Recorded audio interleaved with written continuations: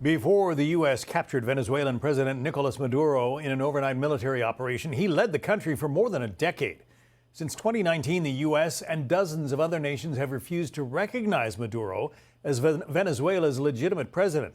He spent the last few months railing against efforts to restore a democratic process in his country, where many blame his socialist policies for Venezuela's deep economic and social crises.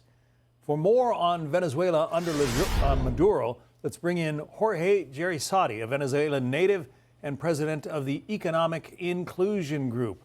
Your thoughts, first of all, when you woke up this morning and heard what the U.S. had done, what was your first reaction? I woke up the same way that most Venezuelans woke up, which is with happiness, enthusiasm, and finally we have opportunity to rebuild our country. So with a lot of optimism, we can do the things in the right way.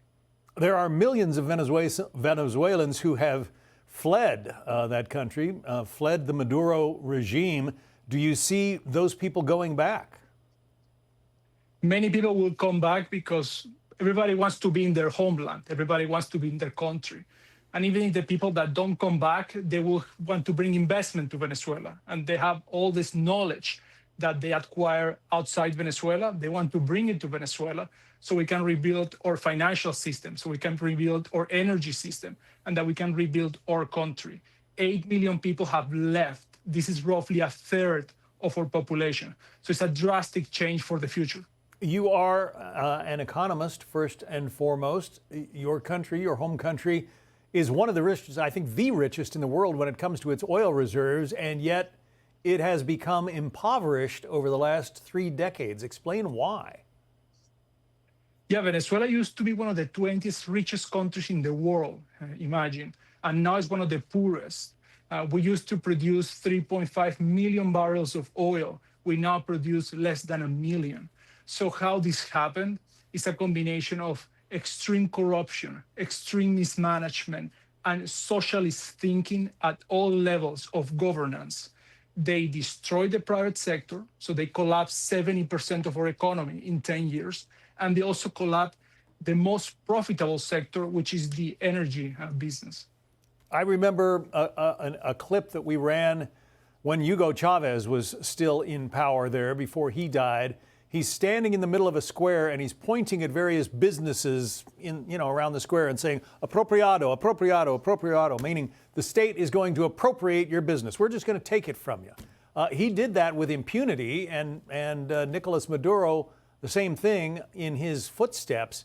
And clearly it has not benefited the Venezuelan people or the economy.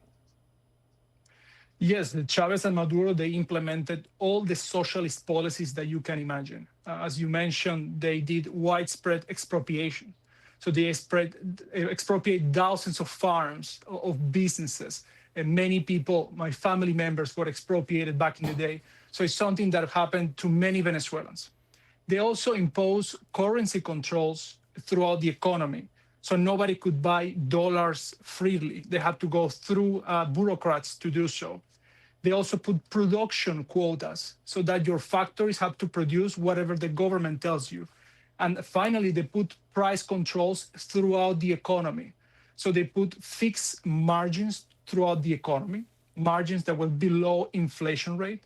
And that way they bankrupt thousands of businesses. It is really the most, I would say, it is the most vivid example of how socialism can destroy an economy and how a formerly rich country became the poorest in the region.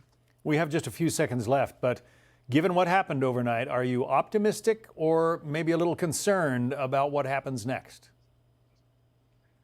Like everything, this is just one first step. There is a lot to be done to rebuild Venezuela. This is one very important step. But what we need in Venezuela is to build a transition government, is to bring very competent people, professional people, people that really know what they're doing on energy, on business, on finance. And if we do that, trust me, we'll have a great country, an ally of the U.S., economic development, and a peacemaking for the region. We hope you're right about that, and we wish you well in the process. Jorge Jraissati, thank you. Thank you. Hey, Sean Hannity here. Hey, click here to subscribe to Fox News YouTube page and catch our hottest interviews and most compelling analysis. You will not get it anywhere else.